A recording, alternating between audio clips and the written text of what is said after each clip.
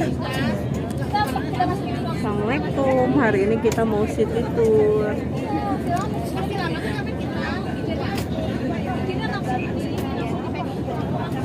Kita mau, tuh udah pada siap.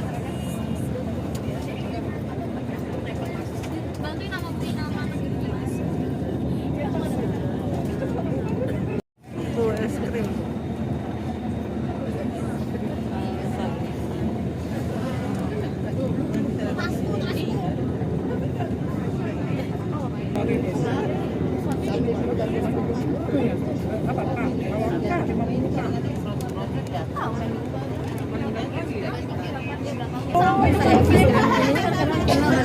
Oh ini mau banget aku tegur gitu. Lihatnya di bandara, kayak di airport ya, di Sholat kan? Sholat kan kok? Iya. Karena aku gini ya. Jangannya gitu. Bukan, Alvaro. Jadi banyak yang mirip-mirip. Kelolosan banget. Ada pos. Kita kelolosan sampai sana.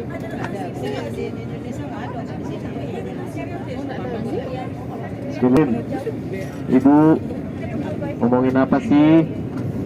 Belanjong. Heboh banget di belakang. Belum belanja. Baca doa dulu Ibu sebelum jalan. Bismillahirrahmanirrahim. Bismillahirrahmanirrahim. Subhanalladzi Subhanalladzi sakhkhara lana hadza wa ma kunna lahu muqrinin wa inna ila rabbina lamunqalibun. Kita mau ke mana? Belanja. City tour, mau ziarah.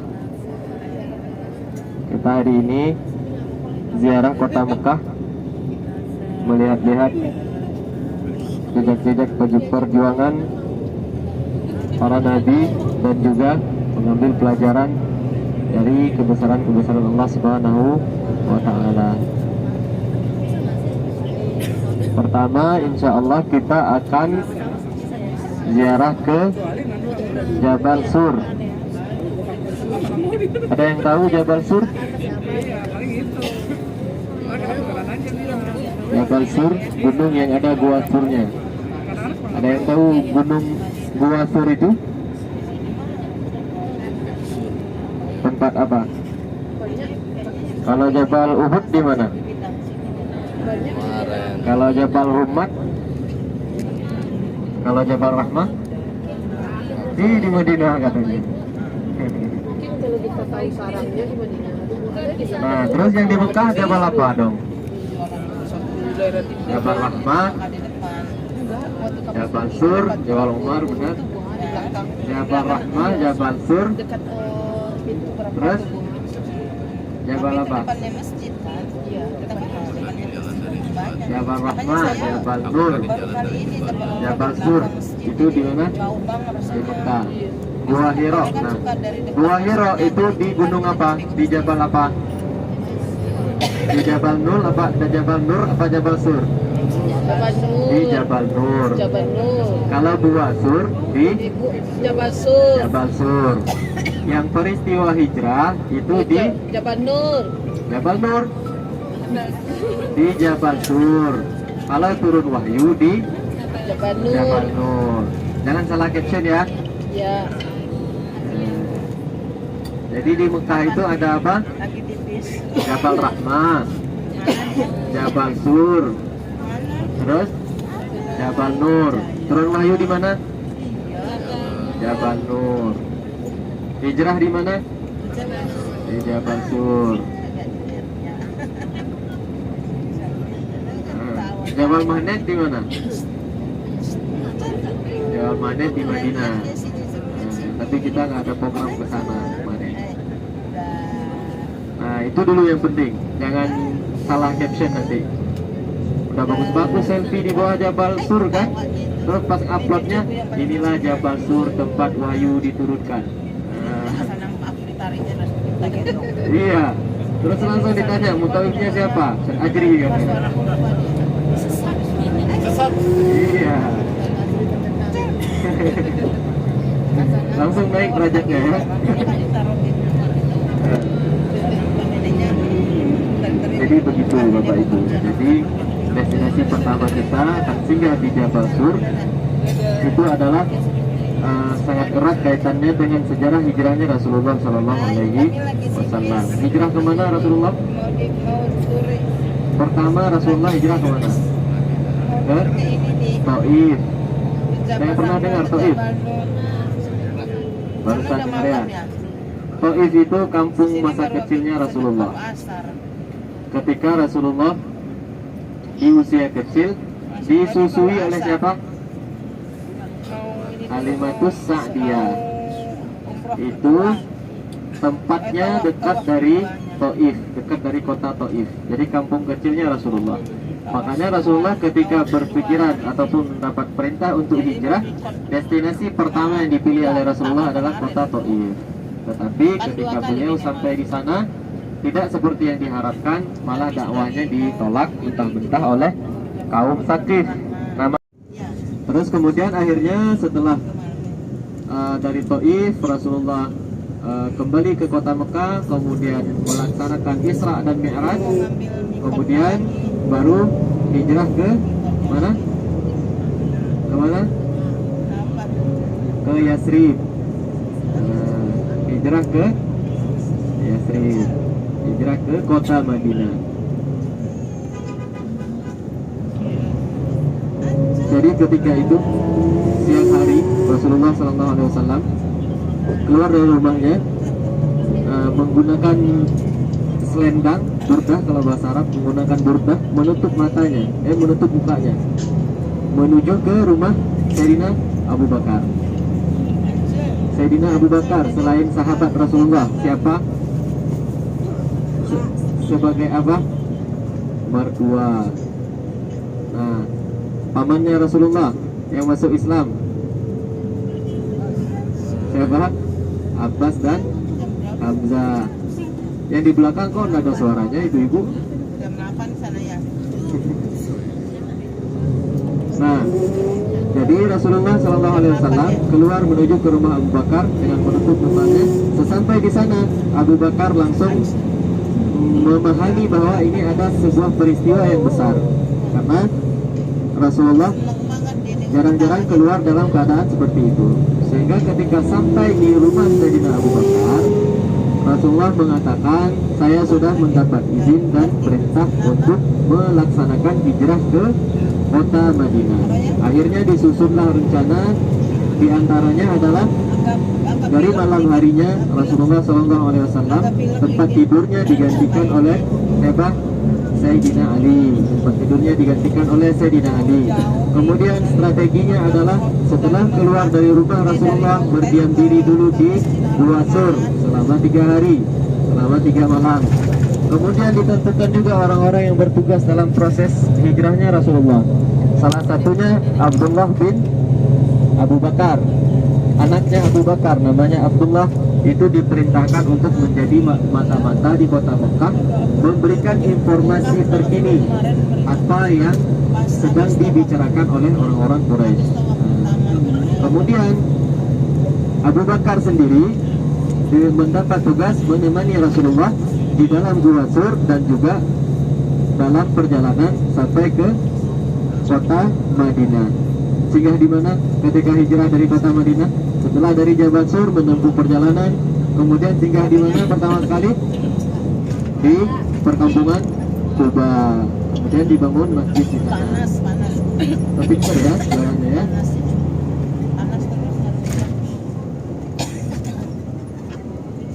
Terus habis gitu ada juga anaknya Abu Bakar yang lain, yang perempuan, Siti Aisyah.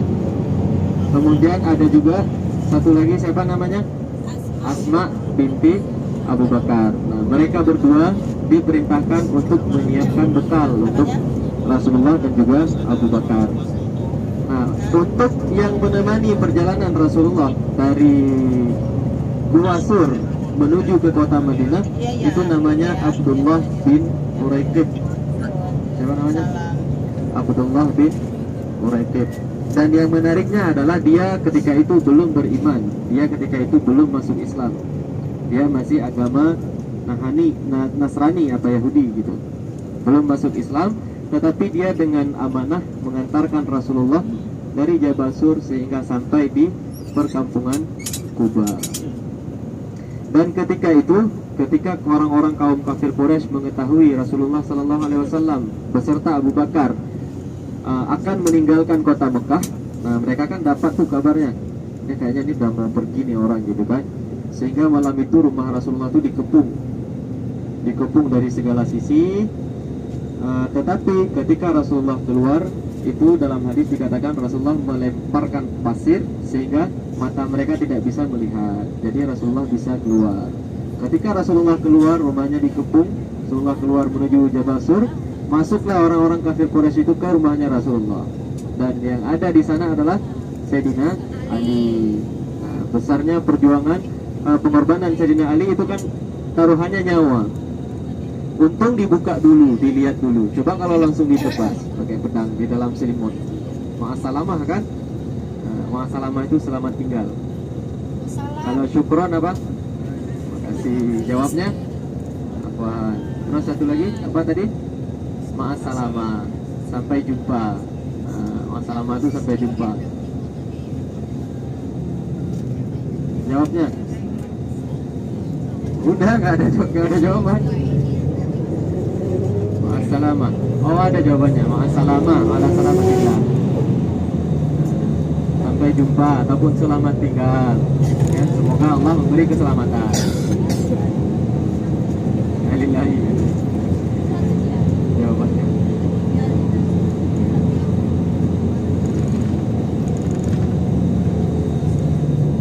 Jadi begitu. Berapa umur Rasulullah ketika hijrah?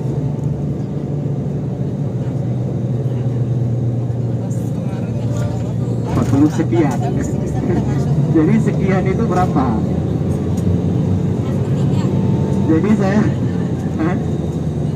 Jadi saya dulu di pondok itu kan pernah ngurusin acara gitu kan. Terus kan ada LPG-nya. Pas LPG-nya saya sebutin angkanya ujungnya sekian. Terus ada yang protes, sekian itu berapa katanya. Gak boleh sebut sekian buat laporan katanya, harus jelas walaupun 1 rupiah. Nah, jadi 40 sekian ya umurnya ya. Umur Rasulullah ketika hijrah itu tergantung, kan ada 2 pendapat yang mengatakan Rasulullah dakwah di Mekah 10 tahun, ada juga yang mengatakan 13 tahun. Nah, jadi umur Rasulullah ketika hijrah antara 50 dan 53, karena diangkat menjadi Rasul itu umur 40. Menikah umur berapa? Umur 25 sekian.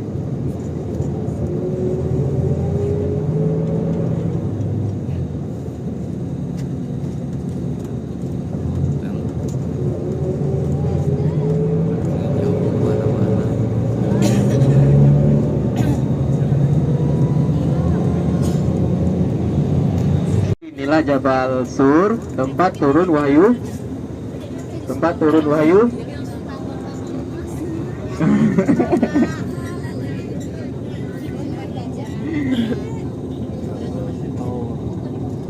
Ntar kita turun dulu, kita jelasin sedikit, baru kemudian kita foto bersama, foto keluarga, foto sendiri.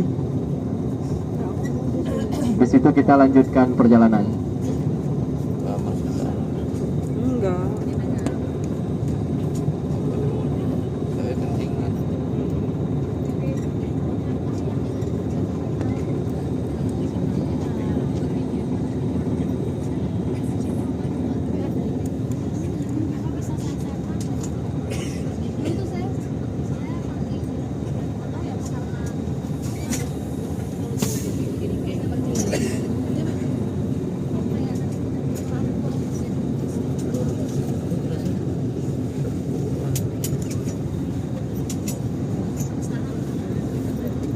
Kita pulang nanti.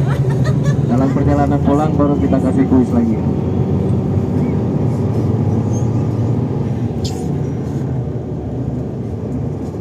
Jadi sekarang kita ke Jabal Rahmah.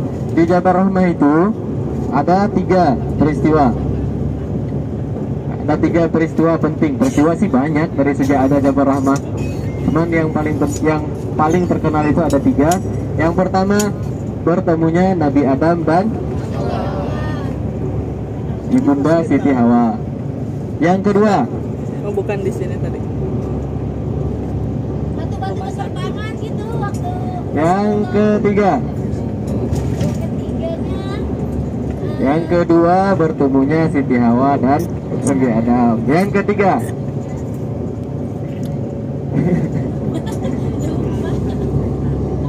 yang pertama bertemunya Nabi Adam dan Siti Hawa. Terus yang kedua, Nabi Ibrahim itu diperintahkan untuk menyembelih Nabi Ismail lewat mimpi. Pernah dengar nggak? Nah, Nabi Ibrahim itu bermimpi berkali-kali, tetapi tidak menyadari bahwa itu perintah. Beliau menyangka itu hanya mimpi biasa, tetapi beliau menyadarinya ketika sedang berada di Jabal Rahmah. Ketika lagi jalan-jalan di Jabal Rahmah nyari es krim kan, terus akhirnya nyadar tuh, oh perintah, oh ini perintah katanya. Baru akhirnya dikabarin ke Nabi Ismail, aku diperintahkan untuk menyembelihmu gitu. Nah kemudian yang terakhir, apa yang terakhir? Wahyu terakhir turun di Jabal Rahmah. Surah apa? Idza jaa nasrullahi wal fath. Itu turun di Jabal Rahmah ketika Rasulullah wukuf pada Haji Wada. Nah, jadi itu 3. Terus di Jabal Rahmah itu terdapat dalam area tanah Arafah. Tanah apa? Tanah Arafah. Tanah Arafah itu adalah area melaksanakan wukuf ketika haji pada hari Arafah pada tanggal 9 Zulhijjah. Jadi semua jemaah haji berkumpul di padang Arafah. Nah, di tengah-tengahnya terdapatlah Jabal Rahmah. Kenapa dinamakan Arafah? Arafah itu dari bahasa Arab, Arafah yang arifu, mengetahui. Nah, disebutkan Arafah itu kalau bahasa kita mungkin ketahuan. Jadi ketika musim haji itu Bapak Ibu tidak senikmat umroh. Ujian-ujian kesabarannya itu luar biasa. Kalau kita mah belum ada apa-apanya, walaupun ada yang kamarnya beda hotel gitu kan. Walaupun luar biasa, tapi dibandingkan dengan haji itu gak ada enaknya. Gak ada enaknya. Kita berihram tuh berhari-hari, berpakaian ihram. Ini kita 1 hari aja udah gerusak-gerusuk, udah gak nyaman gitu kan. Kalau haji kita berhari-hari. Terus di padang Arafah, di sana tidak ada tempat berteduh, di sana tidak ada apa-apa, tapi semua orang berkumpul di sana. Terus suasananya panas, macet, ribut, itu yang terjadi di Arafah. Sehingga apa? Sehingga katanya semua orang ketika 9 Zulhijjah yang melaksanakan ibadah haji itu akan ketahuan sifat aslinya di sana. Kalau orangnya penyabar, maka dia akan sabar di sana. Kalau orangnya pemarah, maka dia akan marah-marah di sana. Kalau orangnya emosional, maka dia akan emosi-emosi di sana ketika di Jabal Rahmah. Nah, terus ada juga cerita, saya nggak tahu benar apa enggak. Saya dengar dari guru saya. Jadi pernah ada jamaah haji dari Indonesia berangkat haji, tapi dia itu pernah menggunakan apa namanya susuk, tahu nggak susuk? Yang dukun-dukun gitu. Nah, terus ketika nyampe Mekah, dia tuh mulai merasa nggak enak badan. Dibawa ke rumah sakit, nggak terdeteksi penyakitnya apa. Dari Madinah ke Mekah, dia itu kan berangkat haji dari Madinah ke Mekah, apa namanya? Dia belum ngaku kalau dia menggunakan susuk, tapi badannya udah mulai panas, terus mulai apa namanya muncul bintik-bintik hitam. Sehingga ketika dia wukuf di padang Arafah, dia tidak sanggup dan dia mengaku di situ. Dia jujur kepada ustadz-ustadznya, dia jujur kepada rombongannya. Dia menggunakan susuk, sehingga akhirnya dia diruqyah, susuknya dikeluarkan, baru kemudian sembuh. Ketika di Arafah itu badannya tuh sampai bintik-bintik hitam, mengeluarkan bintik-bintik hitam, merasakan sakit sampai dia tuh teriak-teriak katanya di Jabal Rahmah, di padang Arafah.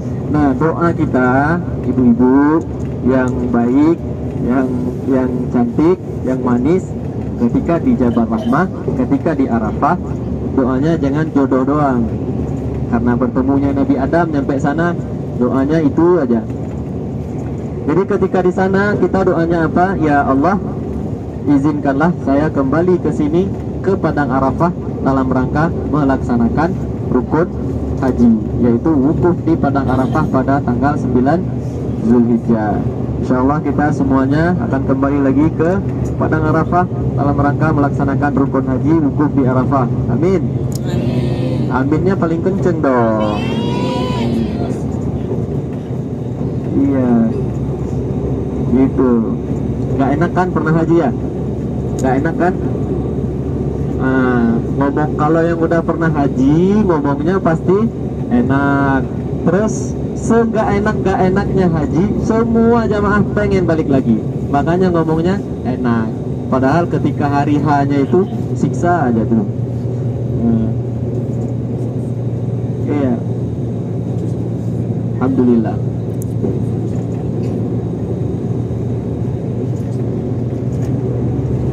Sayang ini nih Muzdalifah, ini lagi ke Padang Arafah.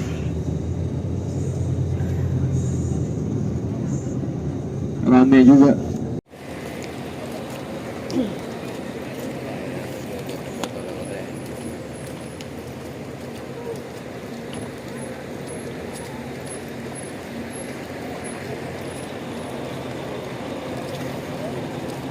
Ada mobil.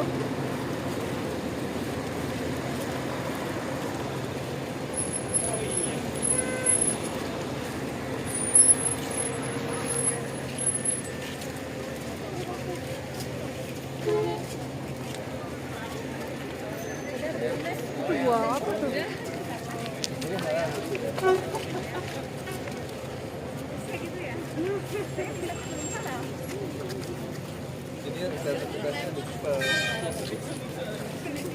Lemon. Oh, jadi ini minum lemon gitu. Itu es krimnya.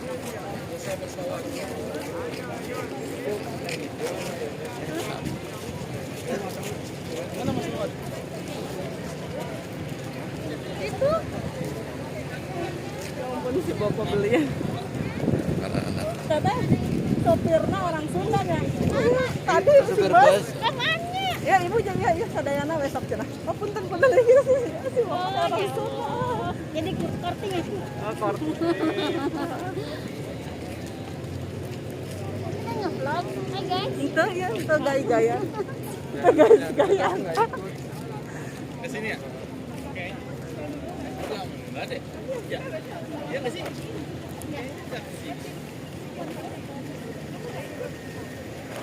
Gara-gara beberapa orang nggak ikut jadi banyak yang nggak ikut.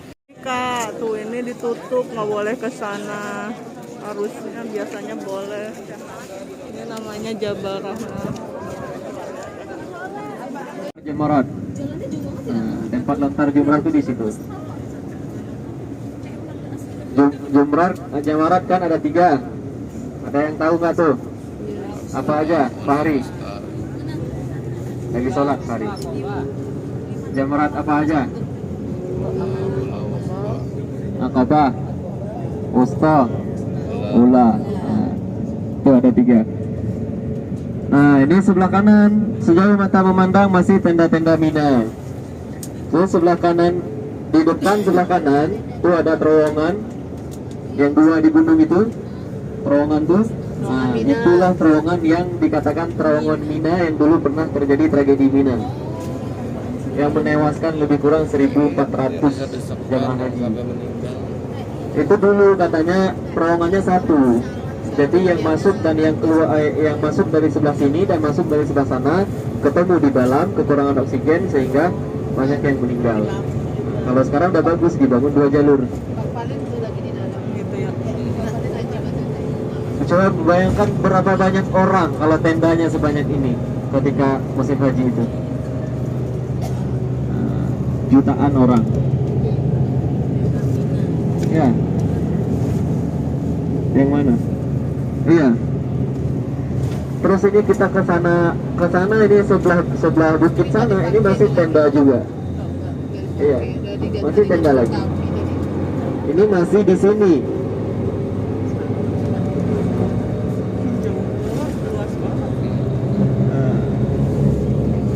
Kalau ini terowongan jalur bis. Mana si kaya, mana si miskin, mana si pintar, mana si bunguk, semuanya sama. Semuanya pakai pakaian ihram. Begitulah nanti di padang mahsyar. Yang membedakan hanya ketakwaan. Nah, kan? Masih lagi. Masya Allah tuh, jauh banget. Ini Kak, di sini Kak. Bismillah, kita doa semoga kita bisa menginap di tenda-tenda di Mina. Amin. Yang kenceng dong aminnya.